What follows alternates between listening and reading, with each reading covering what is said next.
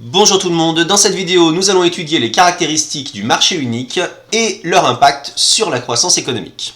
Dans un premier temps, nous rappelons que le marché unique correspond en fait à un espace sans frontières dans lequel les marchandises, les services, les capitaux circulent librement et où les citoyens européens, qui sont au nombre d'environ 440 millions, d'accord, avec au total 27 pays dans l'UE, dont 20 dans la zone euro depuis le 1er janvier 2023.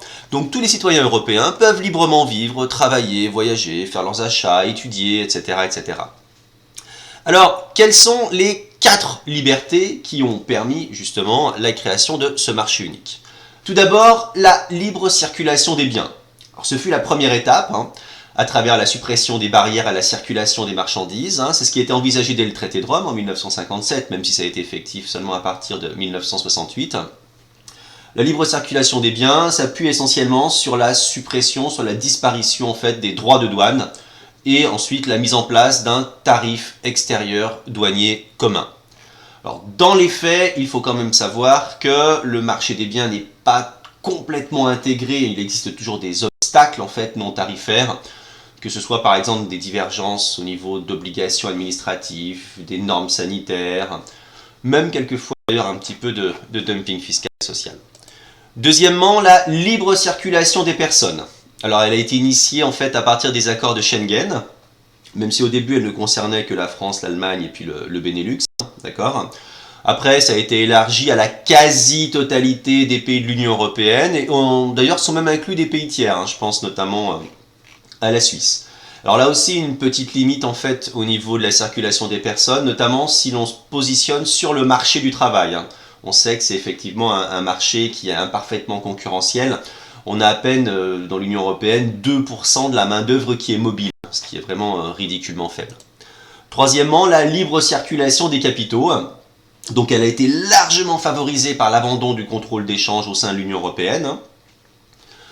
Elle s'appuie essentiellement sur la fameuse règle des 3D, déréglementation, désintermédiation, décloisonnement. Je vous renvoie à une précédente vidéo pour les détails. C'est en fait le marché des capitaux, le marché qui est le plus intégré au sein de l'Union européenne. Et pour terminer, la libre circulation des services. Alors ça a été le dernier en fait à avoir été libéralisé à l'échelle de l'Union européenne. C'est en fait la possibilité pour un prestataire de service de pouvoir pratiquer son activité dans un autre État membre que le sien, sans aucune restriction. D'accord ? Sachant que dans les faits, le marché des services à l'échelle de l'Union européenne est quand même sous-intégré par rapport au poids qu'il occupe. Pour information, le marché des services européens représente environ 70% du PIB de l'Union européenne, mais seulement 20% des échanges commerciaux entre les différents pays de l'UE. Alors, quelles sont les conséquences de la présence d'un marché unique en termes de croissance économique? Bon, bien évidemment, si on a créé un marché unique, c'est que c'était favorable en termes de croissance économique, sinon on ne l'aurait pas fait. Alors tout d'abord, la création d'un marché unique va permettre de diminuer les coûts de production.